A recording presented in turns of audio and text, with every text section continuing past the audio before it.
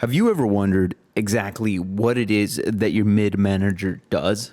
Amazon CEO Andy Jassy is wondering the exact same thing. After surveying employees, Jassy declares his intention to reduce bureaucracy and needless management in his letter to shareholders. This video examines why the coveted middle manager role is at risk and what actions you can take as an employee in general to prepare for a worst case scenario like being laid off or being fired.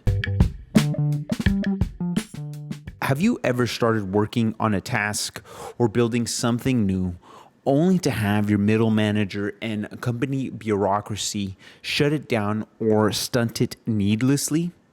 You realize your job isn't about producing value at that moment.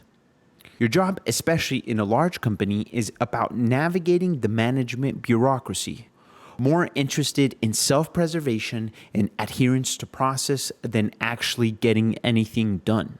In a circus like this, everyone is a manager of another manager who manages a team of managers. It's a mess. Then there's you, the engineer on the hook for building something so everyone else can eat. Accordingly, this stunting of productivity and innovation has inspired Andy Jassy to flatten Amazon's corporate structure.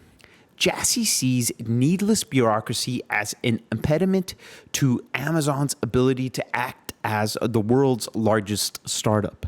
At least that's what he says. According to Jassy, acting like a startup means being more customer focused, valuing builders and inventors rather than managers, acting as owners, acting quickly, and eliminating bureaucracy. Ultimately, startups do more with less. Middle managers are the less part of that last phrase.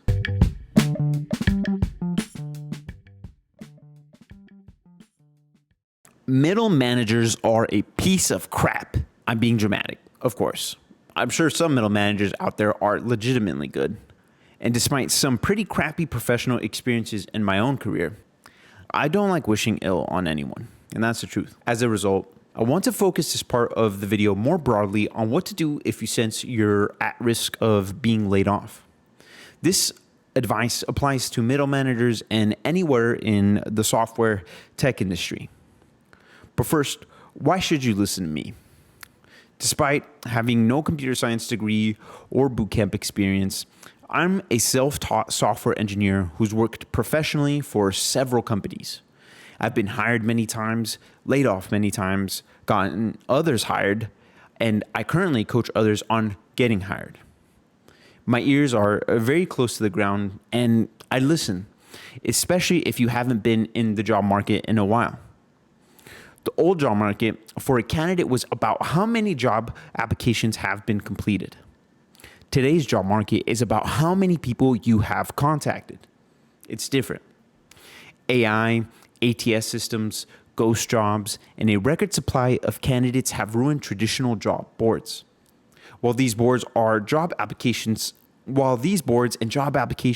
still play a role in getting hired, the candidates that are getting the interviews are hustling. They're calling, messaging, attending, and leveraging their networks. Who do they contact exactly? Well, these are recruiters, current employees, jobs they've applied to, and friends. There's much more detail and nuance to this strategy and process, but that's the simplest and most effective tip that I could give you in your career search. Now, surviving or preparing for a layoff is horrible. I'll admit that. It can make you feel unstable or in a financial crisis. If you want to get out of this survival mindset and instead pivot your career for growth, success, and profitability, click the link below and access the free tech industry job report. Here, you'll see the information that will help you plan the future of your career and optimize for overall career satisfaction, all down below. Aside from layoffs, I know all the news about trade wars and tariffs has been stressful. If you want to analyze how these issues can impact the tech industry and your career, please check out this video right here. I offer some insight on how you can benefit from the crisis. Thank you for watching, and I will catch you next time.